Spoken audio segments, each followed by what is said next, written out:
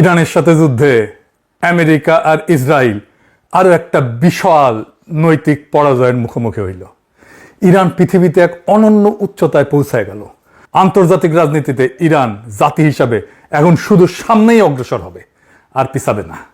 আলহামদুলিল্লাহ, এই লড়াইয়ের নেতৃত্ব যিনি দিলেন তিনি যুদ্ধ শুরুর প্রথম প্রহরেই শহীদ হয়েছেন, আয়াতুল্লাহ আলী খামেনি, তার পরিবারের কয়েকজন সদস্য সহ। এমনকি খামেনির কন্যা, জামাতা, পুত্রবধূ এবং মাত্র 14 মাস বয়সী নাতনি কম্পাউন্ডে হামলায় নিহত হয়েছিল। যে ইরান ধ্বংস হয়ে যাবে বলে যারা ভবিষ্যৎবাণী করছিল, যারা বলছিল ইরানকে প্রস্তর যুগে ফেরত দেবে, তাদের মুখে ছাই দিয়া আজকা তেহরান থেকে আসা সবচেয়ে হৃদয় বিদারক ছবিটা দিয়া শুরু করি। সেটা কালো কাপড়ে ঢাকা লক্ষ লক্ষ শোকার্ত মানুষের সমুদ্র না, রাষ্ট্রের ওই বিশাল স্থাপত্যও না।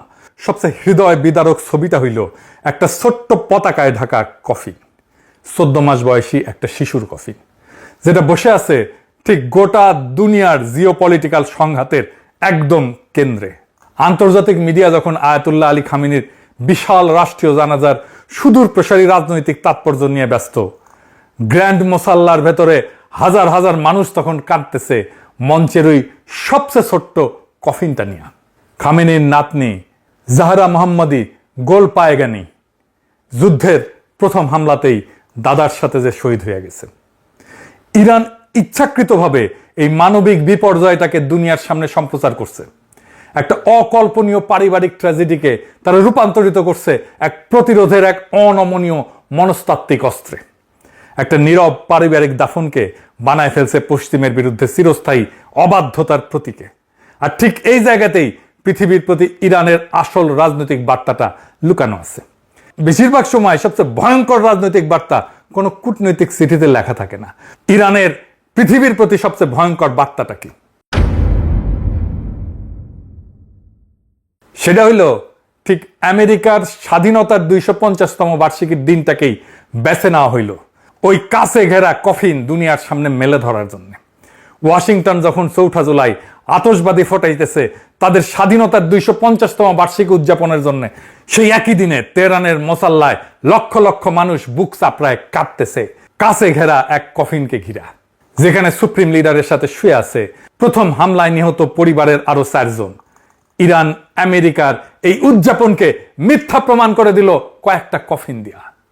ইরান এখানে আর একটা বড় খেলা খেলছে। কি খেলা?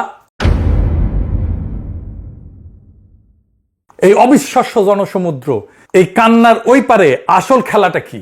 ইরান এই 5 শহর জুড়ে বিশাল জানাজা মিছিলটাকে বানায় ফেলছে এক মনস্তাত্ত্বিক যুদ্ধের একটা মাস্টার ক্লাসে।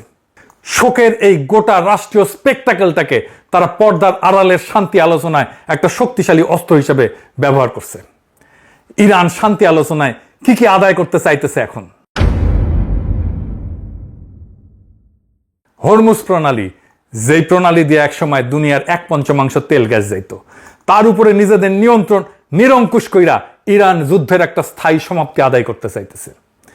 ইরানের চিফ নেগোসিয়েটর কাজেম গরিবাবাদী সরাসরি ফ্রান্স আর ব্রিটেনকে কঠোর প্রকাশ্য হুঁশিয়ারি দিছে।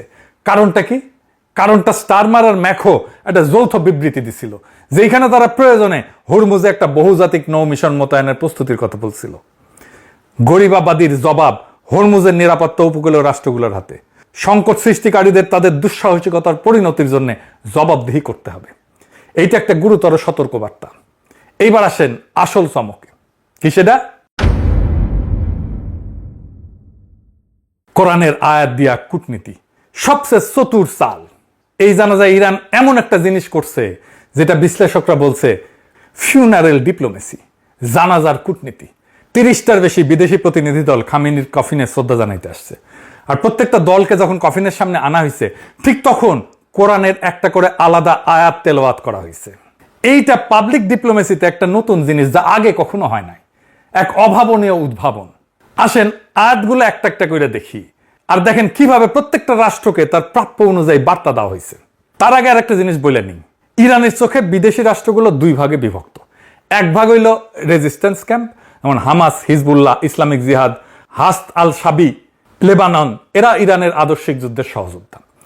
ইসরায়েল আমেরিকার বিরুদ্ধে একই কাতারের লড়াকু এরা। এদের আয়াত দেওয়া হয়েছে যুদ্ধ, অঙ্গীকার, শহীদ, বিজয়ের। অর্থাৎ তোমরা আমাদের সৈনিক, আমাদের সহযোদ্ধা, আমাদের কমরেড। আর এক ভাগ হইল মিশর, কাতার, তুরস্কের মতো রাষ্ট্র। এদের বেলায় ইরানের বার্তাটা মূলত তোমরা জানাজায় আসছো, আমাদের বৈধতা দিছো, এই জন্য ধন্যবাদ, কিন্তু তোমরা আমাদের যুদ্ধের সৈনিক না। তাই এদের দেওয়া হয়েছে প্রশংসার আয়াত, জান্নাত, সন্তুষ্টি, কিন্তু যুদ্ধ বা সহযোদ্ধার আয়াত না। হামাসকে কি বলা হইল? বাংলা হইতেছে মুমিনদের মধ্যে এমন কিছু মানুষ আছে যারা আল্লাহর সঙ্গে করা অঙ্গীকার সত্য প্রমাণ করছে। তাদের কেউ কেউ নিজেদের অঙ্গীকার পূর্ণ করছে, আর কেউ কেউ অপেক্ষায় আছে। তারা তাদের অঙ্গীকারে সামান্যতম পরিবর্তনও আনেনি। অর্থাৎ তোমরা কথা রাখছো, তোমরা আমাদের লোক। হিজবুল্লাহকে কি বলা হলো? বাংলা হইতেছে তোমরা দুর্বল হও না, দুঃখ করো না।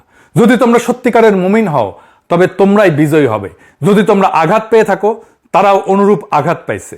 আমরা মানুষের মধ্যে পালাক্রমে বিজয় এবং পরাজয়ের দিন ঘুরায় দিই, আর আল্লাহ জালিমদের ভালোবাসেন না। নাসরুল্লাহর মৃত্যুর পরে ভেঙে পড়া হিজবুল্লাহকে সোজা সান্ত্বনা আর সাহস। ফিলিস্তিনি ইসলামিক জিহাদকে বলা হইল সূরা আল ফাতের আয়াত। বাংলা হইতেছে যাতে আল্লাহ তোমার অতীত এবং ভবিষ্যতের ত্রুটি ক্ষমা করেন এবং আল্লাহ তোমাকে এক মহাবিজয়ীর সাহায্য দান করেন। সুস্পষ্ট বিজয়ের বার্তা। সিনকে দেওয়া হইল আর এক আয়াত। বাংলা হইতেছে আল্লাহ এটি করেছেন শুধু তোমাদের জন্য সুসংবাদ হিসাবে এবং তোমাদের হৃদয়কে আশ্বস্ত করার জন্য, আর বিজয় তো কেবল আল্লাহর পক্ষ থেকেই আসে। একটা ইতিবাচক বন্ধুত্বপূর্ণ আয়াত।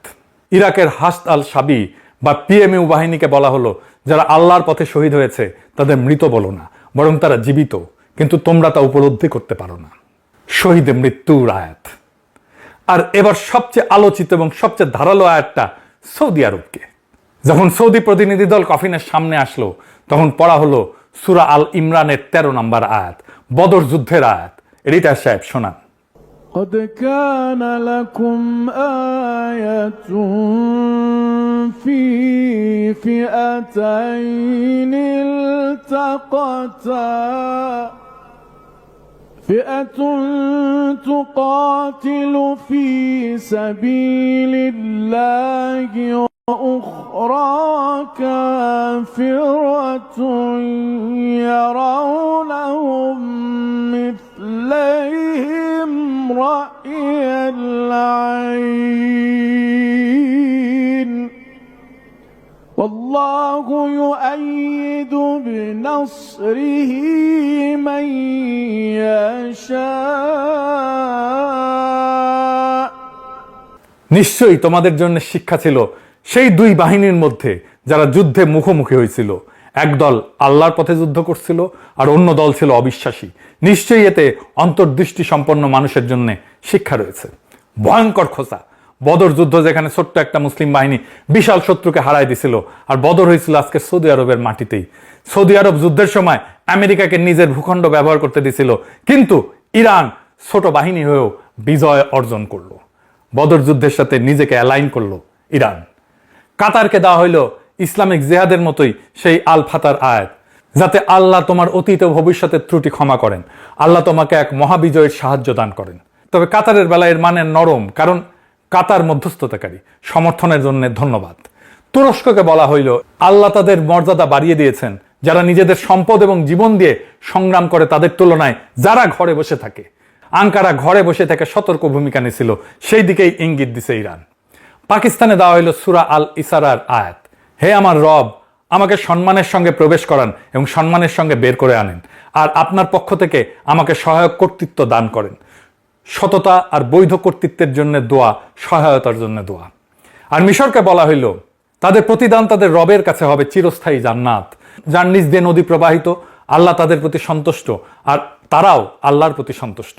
খেয়াল করেন, হামাস হিজবুল্লাহকে যেমন যুদ্ধ আর সহযোদ্ধার আয়াত দেওয়া হইল, মিশরকে সেটা দেওয়া হইল না। বার্তাটা পরিষ্কার, তুমি আসছো ধন্যবাদ, তুমি বন্ধু, কিন্তু তুমি আমাদের যুদ্ধের সৈনিক না। দেখলেন তো, একটাও শব্দ আনুষ্ঠানিক বিবৃতিতে বলা হয়নি, অথচ পুরো একটা কূটনৈতিক বার্তা। কে বন্ধু, কে সন্দেহভাজন, কে বেঈমান, সব বলে দেওয়া হইল শুধু কোরআনের আয়াত দিয়া। এটা সাইকোলজিক্যাল ওয়ারফেয়ারের মাস্টার ক্লাস। আর কি হইল? নতুন নেতৃত্বের অভিষেক। এই জানাজা সপ্তাহ ইরানের জন্য শুধু একটা শোক না, এটা একটা বার্তা। নেতাকে শহীদ করা যায়, কিন্তু নেতৃত্বের ধারা থামানো যায় না। খামেনিকে শহীদ করার এক সপ্তাহের মধ্যে 8ই March assembly of experts Ayatollah Mustafa খামেনিকে নতুন সুপ্রিম লিডার নিযুক্ত করে। শত্রুপক্ষ ভাবছিল মাথা কাইটে ফেললে গোটা শরীর ভেঙে পড়বে, বিশৃঙ্খলা নামবে, ব্যবস্থা ধসে যাবে, কিন্তু হইল তার উল্টা। উত্তরাধিকারে তো মসৃণভাবে হাত বদল হইল যে বাইরের কেউ টেরি পাইল না। আর মোস্তফা এই জানাজায় উপস্থিত ছিলেন না। এই অনুপস্থিতিটাই এখানে শক্তির লক্ষণ। কিরকম? নতুন সর্বোচ্চ নেতা প্রকাশ্যে আসতেছেন না, নিরাপত্তা চাদরের আড়ালে থাকতেছেন, কারণ ইরান আর কোনো ভুল করবে না, শত্রুকে আর একটা টার্গেট দেবে না। এটা দুর্বলতা না, এটা শেখা কৌশল। যে জাতি প্রথম হামলায় তার নেতাকে হারাইছে, সে জাতি এখন প্রত্যেকটা পদক্ষেপ হিসাব করে ফেলতেছে। আর এই জানাজার আসল শক্তি ব্যক্তিতে না, জনতায়। লক্ষ লক্ষ মানুষ, কোটি কোটি মানুষ যখন রাস্তায় নামে, 100-র বেশি দেশ যখন প্রতিনিধি পাঠায়, তখন সেটা প্রমাণ করে আমেরিকা ইসরায়েল যত ইরানকে এক ঘরে করতে চাক, ইরান এক ঘরে হয়নি। শোককে এখানে বদলে দেওয়া হয়েছে ঐক্যের এক বিশাল প্রদর্শনীতে। এটাই বিপ্লবের ধারাবাহিকতা। একজন নেতা মাটির নিচে যান, আর একজন উঠে দাঁড়ান, আর জনতা পেছনে অটল থাকে। এইবার আসি আমাদের নিজেদের কথায়। ইরানের এই বিজয়, যেটা আর একটা মহাকাব্য, এটা দূরের কোনো খবর না। এটা আমাদের জন্য একটা শিক্ষা। প্রথম শিক্ষা কি? প্রতীকী অস্ত্র। ইরান একটা কফিন, কয়েকটা আয়াত আর একটা তারিখ দিয়া গোটা দুনিয়াকে বার্তা দিয়ে দিল। একটাও গুলি না ছুঁয়া, একটা আনুষ্ঠানিক বিবৃতি ছাড়া। রাষ্ট্র চলে বন্দুকে যতটা, তার চেয়ে বেশি চলে গল্পে, ন্যারেটিভে। অথচ আমরা নিজেদের ন্যারেটিভটা, নিজেদের গল্পটা ঠিকমতো বলতে শিখিনি। আমরা জুলাইয়ের গল্পই বলতে শিখি নাই ঠিকমতো দুনিয়াকে। ইরান শোককেও কূটনীতিতে রূপান্তরিত করে ফেললো, আর আমরা নিজেদের বিজয়ের গল্প অন্যকে লিখতে দিয়ে দিই বা নিজেরা বলি না। দ্বিতীয় শিক্ষা কি? ভৌগোলিক ক্ষমতা। যদি খেলতে জানো। ইরানের হাতে হুরমুজ আছে, কিন্তু আসল কথা এই না যে হুরমুজ আছে। আসল কথা, ইরান জানে হুরমুজকে কিভাবে ক্যাশ করতে হয়, এনক্যাশ করতে হয়। ভূগোল সবার হাতেই থাকে। লিভারেজে রূপান্তর করতে জানে গুটি কয়েক রাষ্ট্র। আমাদের হাতে বঙ্গোপসাগর আছে, ইন্দো প্যাসিফিকের হৃৎপিণ্ড, যার উপর দিয়ে ইন্ডিয়া, চীন, আমেরিকা, 3 পরাশক্তি চোখ গেড়ে বসে আছে। আর আমাদের ঘাড়ের ঠিক উপরে ঝুলতেছে শিলিগুড়ি করিডোর, সেই চিকেন নেক। দিল্লি এই চিকেন নেক নিয়ে রাতে ঘুমাইতে পারে না, আর আমরা এই কাঠটা হাতে নিয়ে বছরের বছর ঘুমাই আছি। আমরাই ঘুমাই আছি। ইন্ডিয়ার সাথে টেবিলে বসার সময় মেরুদণ্ড সোজা রাখতে পারতাম। তারা জানতো আমরা তার পথের মারায় যাওয়া গালিচা না, আমরাও একটা ফ্যাক্টর, আমাদেরকে গুনতে হবে। আমাদের হাতে চিকেন নেক আছে।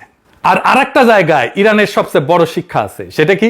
স্বল্প বাজেটেও বড় শক্তিকে ভয় দেখানো যায়। ইরান দামি যুদ্ধ বিমান, রণতরী এর পিছনে ছোটেনি। সে বেছে নিছে সস্তা কিন্তু কামড়ে ধরার মতো অস্ত্র, দেশীয় মিসাইল, ড্রোন, উপকূলীয় প্রতিরক্ষা, আর ঢাল হিসেবে নিজের ভূগোল। প্রমাণ করছে একটা দুর্বল অর্থনীতি যদি বুদ্ধি করে খেলে, পরাশক্তিকে নাস্তানাবুদ করে দেওয়া যায়। ফ্যাসিবাদ উত্তর নতুন বাংলাদেশের জন্য এর মানে পরিষ্কার। একটা কার্যকর সামরিক ডেটারেন্ট আমাদের স্বল্প বাজেটেই সম্ভব। শুধু সঠিক জায়গায় বিনিয়োগ করতে হবে। উদ্দেশ্য যুদ্ধ বাঁধানো না, উদ্দেশ্য এইটুকু, বাংলাদেশকে হালকাভাবে নেওয়ার আগে যে কেউ যেন 2 বার ভাবে। আমাদের সামরিক ডক্ট্রিন আগা 5 তলা বদলায় ফেলতে হবে, যেন আমরা ইরানের মতো কার্যকর ডিটারেন্স গড়ে তুলতে পারি। ফ্যাসিবাদের ছাই থেকে জেগে ওঠাই নতুন বাংলাদেশ যদি নিজের ভূগোল নিয়ে অন্ধ থাকে, কৌশল নিয়ে অন্ধ থাকে, শুধু বড় শক্তির করুণার উপরে নির্ভরশীল থেকে যায়, তাহলে স্বাধীনতাটা থাইকে যাবে শুধু কাগজে, আর আমরা আজাদ হব না। আর যদি আমরা চোখ খুলি, নিজের ভূগোল চিনি, নিজের শক্তি চিনি, তাহলে এই সাগর, এই ভূগোল, এই মাটি একদিন আমাদের দর কষাকষির শক্তি হবে, নেগোসিয়েশনের শক্তি হবে। ইরানকে দেখা জেগে ওঠার সময় আমাদের এখনই। ইনকিলাব জিন্দাবাদ, আজাদি জিন্দাবাদ।